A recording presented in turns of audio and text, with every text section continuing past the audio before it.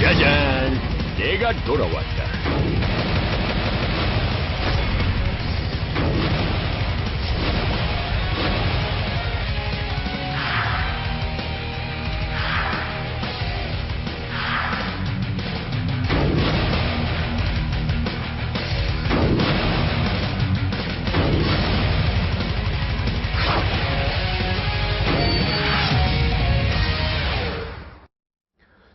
MB 정권 탄생의 1등 공신이십니다. 그리고 최장수로 스타 대변인을 하셨습니다.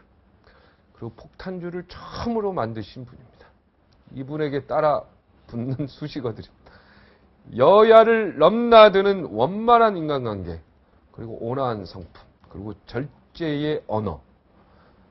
그래서 정치 구단이라는 표현이 적절하다는 평가입니다. 새누리당 상임고문으로 최근 컴백한 박기태 전 국회의장 모셨습니다. 안녕하십니까? 네, 안녕하십니까. 수식어 어떻게 좀 마음에 드셨습니까? 네?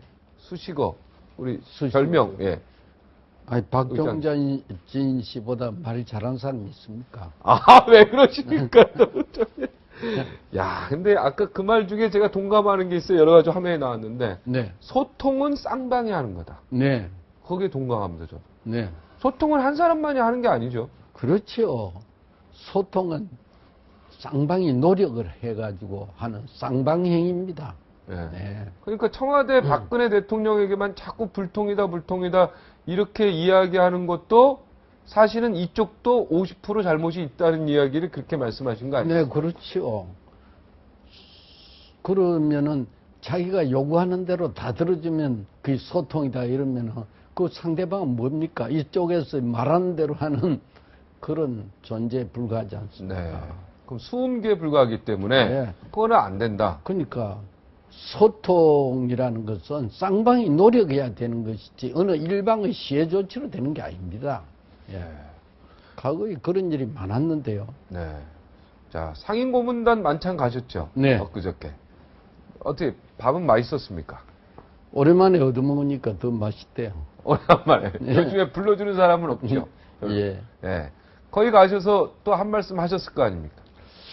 뭐 간단하게 돌아가면서 한 번씩 하니까 한마디 한 겁니다. 네. 뭐라고 하셨습니까? 우리 박정진 앵커가 아주 잘하신다고 그런 말들이 있대요. 지금, 예. 거의 대통령 앞에서 그래도 뭐라고 말씀하셨습니까, 의장님? 제가 이야기하는 거는 그겁니다. 소통은 쌍방의 노력에 의해서 되는 것이지 네. 어느 일방의 시혜 조치가 아니다. 네. 과거에도 소통이 안 돼가지고 불통이다 이런 이야기가 있을 때 우리가 야당일 때도 그 소통을 하기 위해서 머리를 써가지고 네. 어떤 안을 내면은 대통령이 받아주겠느냐 이렇게 해서 1안, 2안, 3안 자꾸 이야기해서 어느 날 딱 합치되면은 그게 소통이 되는 거다. 근데 그런 과정을 겪는 것이 정치고 바로 그것이 소통의 절차다 이렇게 이야기했습니다. 네. 네. 요즘에 이렇게 정치권 민주당하고 막 뭐 여당하고 야당하고 새누리당하고 막 다투는 거 보면은 막 어떻습니까? 집에서 뉴스 이런 거 보고 있으면 막 속이 터집니까? 아니 정치가 실종됐다고 할 수 있는 그런 경우가 많죠. 근데 소통이 안 되면 아무것도 안 됩니다. 그것만 자꾸 하지 말고 좀 다른 길을 내고 또 길을 내고 이렇게 해서 서로 합치된 그런 길을 만드는 것이 소통의 본뜻입니다. 네. 예. 새누리당이 더 못하고 있는 것 같습니까? 민주당이 더 못하고 있는 것 같습니까? 제가 새누리당 소속인데 뭐라고 이야기를 하겠습니까? 이제는 그래도 다 모든 걸 떠나셨지 않습니까? 다 객관적으로 볼 수 있지 않습니까? 예. 새누리당에는 그러면 뭐가 답답합니까? 새누리당에는 어떤 조언을 해주고 싶습니까? 저는 소통이 안 된다고 해서 새누리당이 그냥 보고만 있지 말고 야당하고 청와대하고 소통이 안 될 때 제2, 제3의 방안을 마련해가지고 야당이 그것을 들어주도록 이렇게 노력하는 그런 정치력, 타협의 노력, 그것을 좀 더 해줬으면 좋겠습니다. 예. 새누리당이 청와대와 야당 중간에 서서 네. 서로 연결시키고 네. 의견을 서로 양쪽에서 네. 들어줄 수 있도록 그 가교 역할을 해달라. 네. 적극적으로. 네. 네. 자, 민주당은 어떤 조언을 해주고 싶습니까? 민주당은 자기들의 고집이 통하지 않는다 이래가 소통이 안 된다 불통이다 이렇게 해서는 안 됩니다. 과거 제가 야당을 할 때는요 청와대에서 안 들어주면은 김대중 대통령 시절입니다만은 제가 다른 들을 수 있는 안을 계속 만들어서 청와대에다가 패스를 했습니다. 그래가지고 소통이 이루어진 경우가 많습니다. 예를 하나 들어볼까요? 예, 예를 한번 들어주세요. 예. 김대중 대통령이 취임하자마자 JP를 총리로 임명했습니다. 네, 맞습니다. 그러나 그 총리 임명 동의안이 국회에서 표결을 하다가 중단이 돼버렸습니다. 네. 그 중단이 됐는데 그 뒤에 DJ가 그냥 일방적으로 JP를 총리설이다 이렇게 임명을 해가지고 그냥 일방 통역으로 나갔습니다. 근데 총리설이라는 건 헌법에도 없는 거고, 아유, 그거는 좀 있을 수도 없는 일인데요. 이 문제를 해결해야 될 거 아닙니까? 네. 그래서 우리가 그러지 말고 한 번 더 임명 동의 요청을 해라. 그럼 우리가 다시 뜻을 모아보겠다. 이랬는데도 DJ가 무슨 소리냐. 대통령이 한 번 했으면 끝나는 거지. 뭘 또 두 번, 세 번 요청을 하라고 그러느냐. 이렇게 해가지고 이게 몇 달이 갔습니다. 네, 6개월 이상 갔죠. 예, 그래서 제가 그때 원내 총무할 때인데요. 네. 그러지 말고, 제가 머리를 짜보니까, 그러면 임명 동의안 요청이 정 안 되면은, 동의 촉구 공안을 보내라. 임명 동의 촉구 공문을 보내라. 공문을 보내라. 네. 그러면 그것을 우리는 임명 동의안으로 간주를 해가지고 받아주겠다. 네. 이렇게 해가지고 그게 오케이 되어가지고 DJ도 이제 도장을 빨씩 양보했네요. 찍어가지고 보냈습니다. 그런 게 소통이고 그런 걸 갖다가 하기 위한 노력을 하는 것이 정치입니다. 네. 자, 요즘에 이제 개헌론 얘기가 아주 지금 화두 아닙니까? 네. 또 검찰 출신이고 법조인 출신이니까요. 네. 자, 얼마 전에는 이제 이재호 의원하고 서청원 의원하고 또 한판 붙었습니다. 네. 말로 한판 붙었지요. 네. 지금 돈 안 드는 개헌 약속했기 때문에 박근혜 대통령이 네. 그거는 해야 되는 거 아니냐? 돈도 안 드는데 네. 이렇게 이재호 의원이 얘기했더니 이명박 대통령 2인자인 이재호 의원도 못한 걸 지금은 경제가 가장 우선돼야 된다. 지금 개헌 논의할 때가 아니다. 이렇게 또 이야기를 했습니다. 네. 자, 여기에 대해서 우리 의장님은 아직 개헌할 때 아닙니다. 이렇게 이야기하셨죠. 네. 개헌은 지금 할 수 있는 상황이 아니다 이렇습니다. 단지 우리가 뭐 경제가 어렵다는 그런 차원이 아니고 네. 지금 개헌을 할 수 없다는 이야기를 저는 상당히 오래 전부터 해왔습니다. 마치 지금 대통령께서 이 말씀을 하시고 난 뒤에 하니까 대통령 주장을 괜히 뒷받침하려고 저런 소리 하는 거 아닌가 하는 그런 말을 들을까봐 제가 조금 의구심이 듭니다만은 그렇게 오해하죠. 대부분이요. 대통령 말을 뒷받침하고 밀어주려고 이렇게 한 말 아니냐 이렇게 오해하지 않습니까? 제가 아닙니까? 다른 방송에 나가서 벌써 이야기를 많이 했는데 개헌할 저기가 아니다. 개헌을 하려고 그래도 할 수가 없다. 제가 지금 좀 설명을 해드릴까요? 네, 설명을 해주세요. 예. 이 개헌이라는 것은 어떤 그 논리적으로 이것이 좀 안 좋다. 이래가지고 개헌하는 거 아닙니다. 일반 법률 같으면은 어느 쪽이 더 합리적이다. 더 좋은 제도가 있다. 이래가지고 법률을 고칩니다만은 헌법은요, 그렇게 해서 안 고치집니다.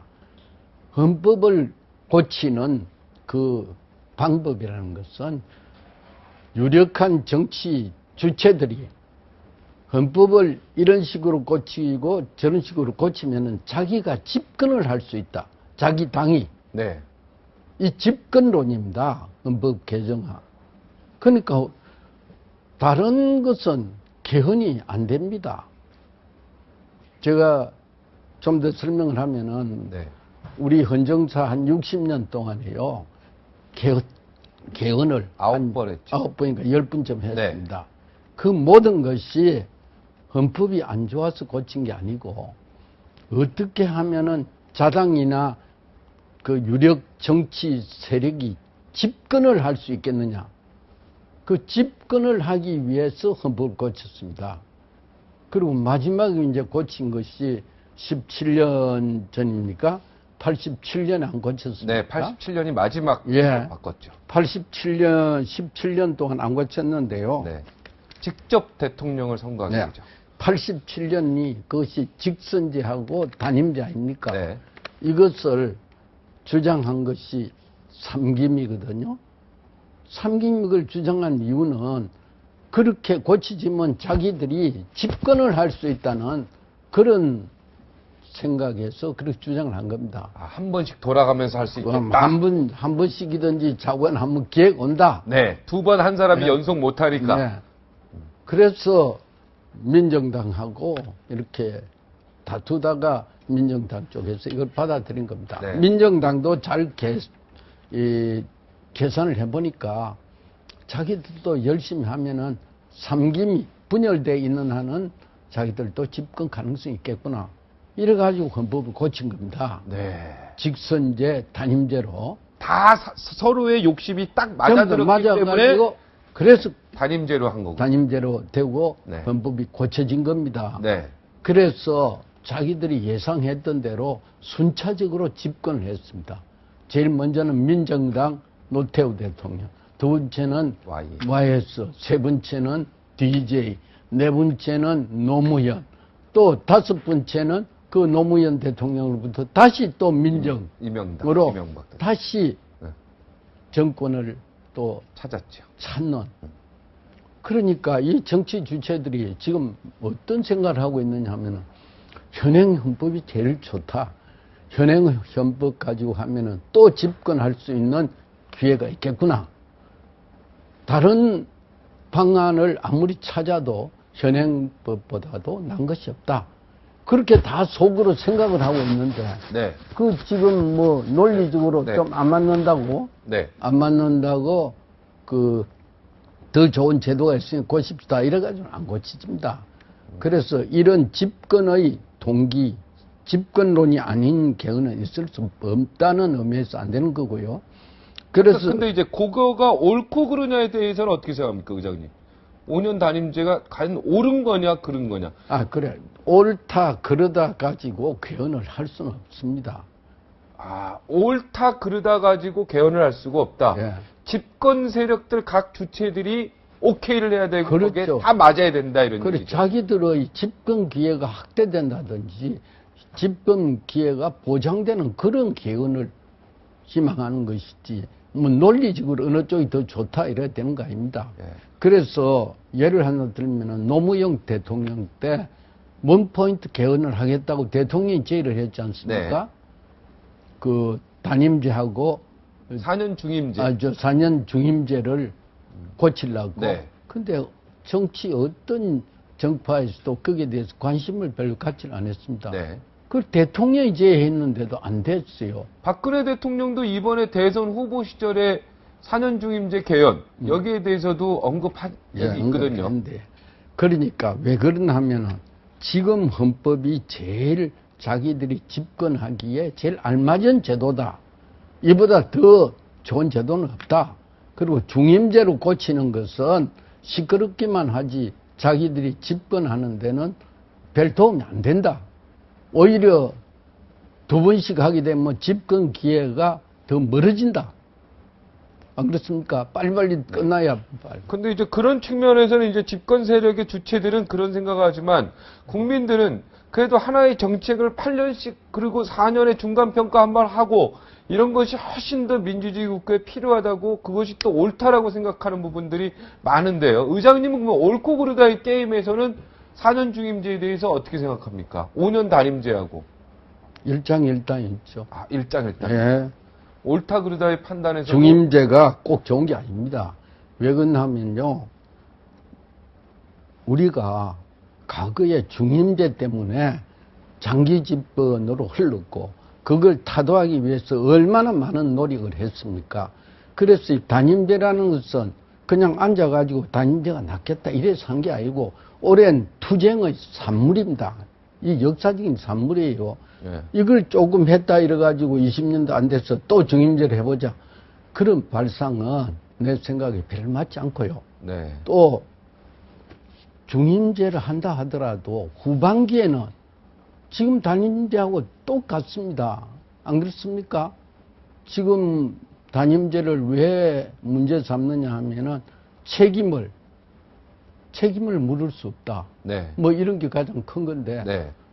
중임제를 해봐도 후반부는 난 책임을 못 묻는 건 마찬가지 아닙니까? 안 그렇습니까? 네.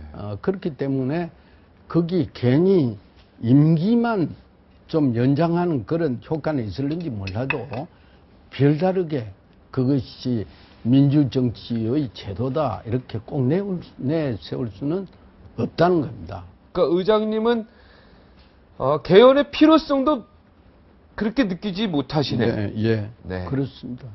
그리고 개헌할 필요성도 못 느끼고 시기도 아니고. 네. 근데 박근혜 대통령이 그러면 후보 시절에 공약을 했던 부분도 네. 의장님은 생각하기에 그건 아니다라고 생각하셨겠네요. 그때부터. 그런 걸 함부로 이야기해도 되겠습니까? 아니, 의장님 말씀 들어보니까 그 공약 박근혜 대통령의 그 4년 중임로 개헌 약속에 대한 것도 그때부터 그럼 의원님은 이거는 잘못된 공약이다라고 생각하셨다는 거 아니, 아니에요? 개헌이라는 건 워낙 넓고 포괄적인 이야기이기 때문에 뭐 우리 헌법에도 안 좋은 점이 있으면 고치는 거 뭐 그런 뜻으로 얼마든지 개헌 문제를 이해할 수는 있습니다. 네. 그런데 꼭 지금 뭐 제왕적 대통령제에 대한 개헌을 언급한 걸로 저는 기억을 하고 있는데요. 제가요, 아니요. 박근혜 대통령의 공약. 저도 제왕적 대통령제에 대해서는 그걸 손질할 필요가 있다 이런 주장은 제가 한 적도 있고 네. 그렇습니다.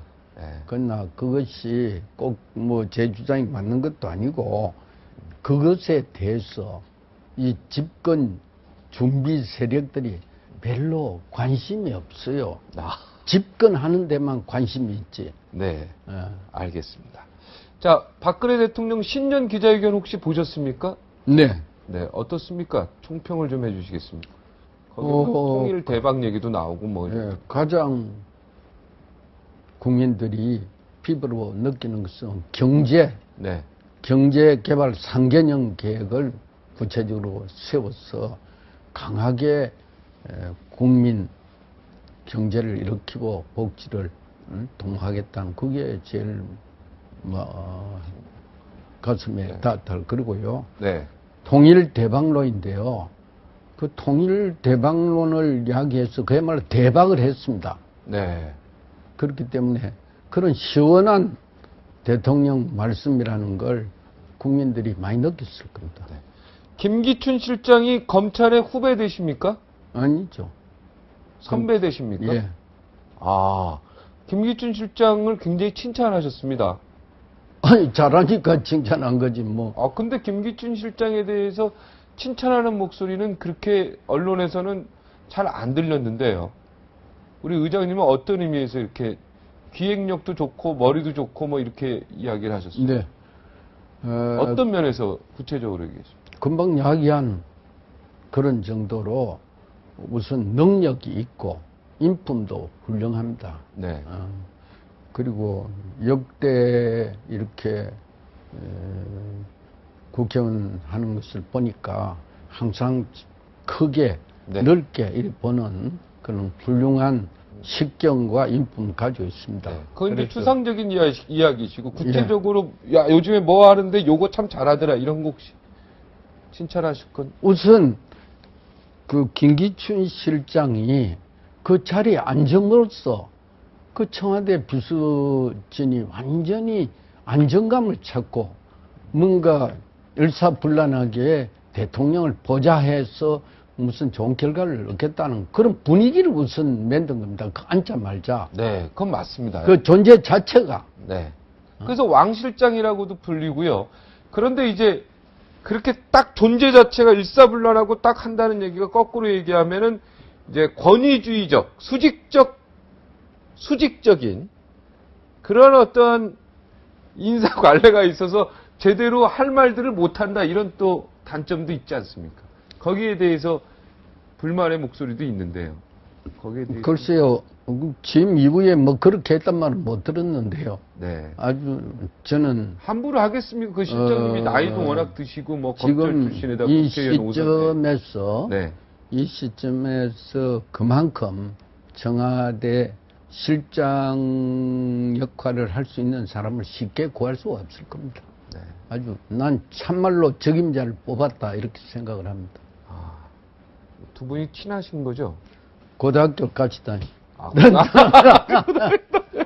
자, 이번 지방선거에 새누리당이요, 수도권의 인물들을 못 찾고 있어가지고, 서울시, 또 경기도지사, 또 인천시, 다 수도권에서 지금 다 고민이 역력해 보이는데, 고민하고 있는 모습. 네. 여기에 대해서, 이렇게 하면 되는데 왜 이거 못하냐, 이런, 혹시 한 말씀 해줄 수 있어요?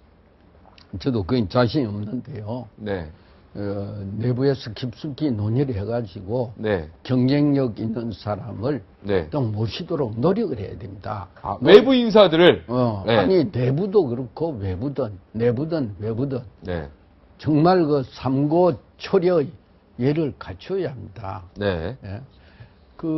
한 번 가서 해봐도 안 된다 이렇게 해서 포기하지 말고 꼭 필요하고 경쟁력 있는 후보가 될 사람은 가서 2번, 3번 찾아가서 권유를 하고 좀 출마하도록 이렇게 하는 게 그것도 선거의 과정입니다. 네. 그러면 국민들도 야 대단한 사람이구나. 그러니까 저렇게 거부를 하는데도 계속 매달리구나. 응? 근데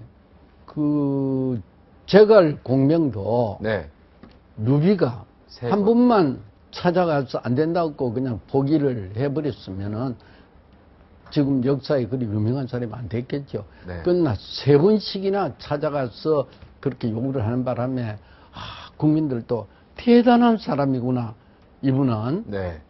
권력 욕심도 없고 정말 참 뛰어난 사람이구나. 이렇게 인정했듯이 현대판의 재갈 공명을 한번 좀 당해서 구했으면 좋겠습니다. 네. 생각나는 재갈 공명 없으십니까?